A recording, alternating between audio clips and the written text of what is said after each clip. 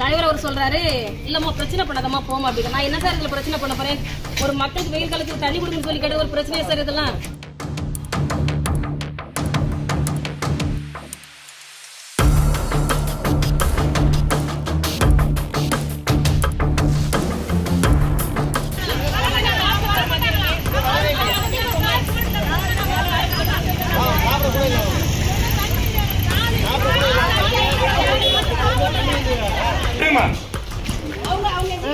ஆமா பேசாதீங்க, முடிஞ்சு போச்சு. திரும்ப திரும்ப ஏன் பேசிருக்கீங்க?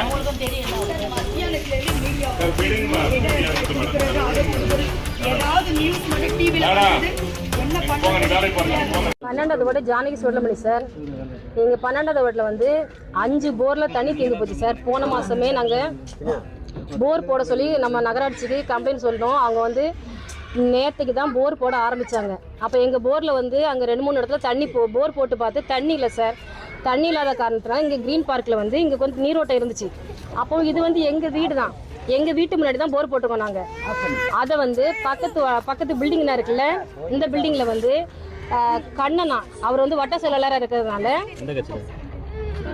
திமுக கட்சிக்காரர் கண்ணன் சார், அவர் வட்ட செயலாளராக இருக்கிறதுனால போர் போட்டு தண்ணி மேலே வந்து பைப் இறக்குற டைமில் வந்து பைப் இறக்க கூடாது ஸ்டாப் பண்ணிட்டாங்க. சரி ஏன் சார் சொன்னா உடனே வந்து நம்ம தலைவர் வந்து மூர்த்தி அவருக்கு கால் பண்ணேன் சார். அவரும் வந்து திமுக காரங்கிறதுனால பிரச்சனை பண்ணாதம்மா, நீ விட்டுட்டு வேற எங்கேயாவது போய் போர் போட்டுக்கம்மா அப்படி சொல்லி சொன்னார். நான் அதில் சொன்னேன் சார், தண்ணி வர இடத்துல தானே சார் போர் போட முடியும். ஏற்கனவே போன வருஷமும் தண்ணி இல்லாமல் இதில் தான் சார் நாங்கள் ஒரு போர் போட்டுக்கோம். சரி பக்கத்தில் இன்னொரு போர் போட்டோம் சார், தண்ணி இல்லைன்னு சொல்லிட்டு. ஒன்றும் இல்லாமல் நீ பிரச்சனை பண்ணாமல் போரை மூடிக்கிட்டு வேறு இடத்துல எங்கேயே போய் பார்த்துக்கணும், இந்த செலவு நான் எப்படியே பார்த்துக்கிறேன் அப்படி சொல்லி சொன்னார். அப்போ கண்ணனுங்கிறவங்க ஒய்ஃப் வந்து சொல்கிறாங்க, இப்போ 13வது வார்டுலேருந்து 12வது வார்டுலாம் தண்ணி தர முடியாது அப்படிங்கிறாங்க. வந்தார வள வைக்கிற பூமி சார், ஒருத்தருக்கு ஒருத்தர் தெருவுக்கு நம்ம தண்ணி கொடுத்துக்க மாட்டோம், தண்ணி கொடுக்க மாட்டோம். அவங்க வந்து அதை க்ளோஸ் பண்ணுற வரைக்கும் அந்த லேடி என்ன சொன்னாங்க, நாங்கள் வந்து அந்த செலவத்தை நாங்கள் போர் போட்டு கொடுக்குறோம், நாங்கள் எல்லாரும் சேர்ந்து க்ளோஸ் பண்ணி விட்டுட்டு அவங்க அங்கே பாட்டு போயிட்டாங்க சார். இப்போ நான் வந்து 4000 பேர் எனக்கு ஓட்டு போட்டவங்களுக்கு நான் என்ன பதில் சொல்கிறேன் சார்? தண்ணியில் ஒரே கம்ப்ளைண்ட் சார். எங்கள் இதில் ஒரு வீட்டில் ஒரு நாள் எத்தனை நாள் தண்ணி கொடுப்பாங்க சார் ஒருத்தங்களுக்கு? தண்ணி இல்லாத பிரச்சனை. எங்களுக்கு அந்த ஓப்பன் பண்ண போரை எங்களுக்கு சரி பண்ணி கொடுங்க சார், அவ்வளோதான். பைப் இறக்க விடுங்க, அவ்வளோதான். பைப்பு போர் போட்டாச்சு, அதில் எங்களுக்கு பைப் இறக்க விடணும், அவ்வளோதான் சார். எந்த இடம் சார்? பைப் போர் இருக்கிறது எங்க வீட்டு முன்னாடி சார். அவங்களுக்கு என்ன சார் அதுல இடைஞ்சல் இருக்க போகுது? அப்படினால எங்களுக்கு தானே இடைஞ்சல் வர போகுது. அதுல இந்த போர் போட்டா எவ்வளவு பேருக்கு தண்ணி வரும்? 4000 குடும்பங்களுக்கு தண்ணி வரும் சார். ஒரு வீட்டை பாக்குறாங்க, ஒரு பில்டிங்கை பாக்குறாங்க சார். அவங்க அபார்ட்மெண்ட் கட்டி விற்கிற வந்து வாடகை வசூல் பண்றதுக்காக 4000 பேருக்கு வர தண்ணி அவங்க தடுக்கிறாங்க சார்.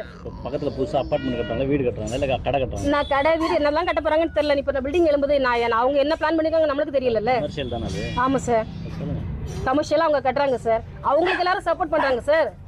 பிரச்சனை பண்ணதாமா, நான் எந்த பிரச்சனையுமே பண்ணல சார். எங்க மக்களுக்கு தண்ணி கொடுங்கன்னு கேட்கறேன். இந்த வெயில் காலத்துல ஒரு பாத்திரம் கழுவுறதுக்கு ஒரு பாத்ரூமுக்கு தண்ணி கொடுங்கன்னு கேட்க இது ஒரு தப்பா சார்? நான் கேட்டது தண்ணி இல்லாம என்ன பண்றீங்க?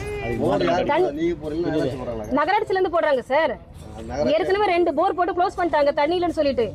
3வது அங்க வந்து போட்டாங்க சார். ஏற்கனவே வந்து ரன்னிங்ல இருந்தது 5 போர்ல தண்ணி இல்ல. தண்ணி இருக்காங்க இங்க நீரோட்டம் நல்லா இருக்குன்னு போர் போட்டேன் சார். எல்லாம் போட்டு முடிச்சு பைப் இறக்குற டைம்ல வந்து அதை க்ளோஸ் பண்ணிட்டாங்க சார். நாங்க என்ன சொல்றோம், அந்த போரை ஓபன் பண்ணி தண்ணி கொடுங்கன்னு கேட்கறோம், அவ்வளவுதான். வேற எதுவும் சொல்லுங்க. நம்ம திமுக நம்ம நகரமன்ற தலைவர் வந்து எண்ணிக்கை மூர்த்தி சார், அவருக்கு நான் ஃபோன் பண்ணேன். அவர் இல்லாம பிரச்சனை பண்ணாதம்மா, அவர் வந்து என்கிட்ட உட்கார்ந்து இருக்கிறாரு, நகராட்சியில தான் இருக்கிறாரு அவரு.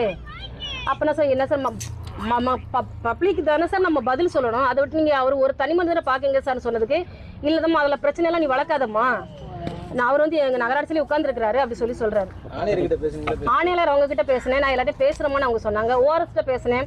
அவர் நீங்க கேட்டீங்க, போர் கேட்டீங்க, நான் பண்ணி கொடுத்துட்டேன், இதுக்கு மேல நீங்க ஒரு அதிகாரி, நீங்க உங்க வேலையை நீங்க பாருங்க அப்படி அவங்க சொன்னாங்க.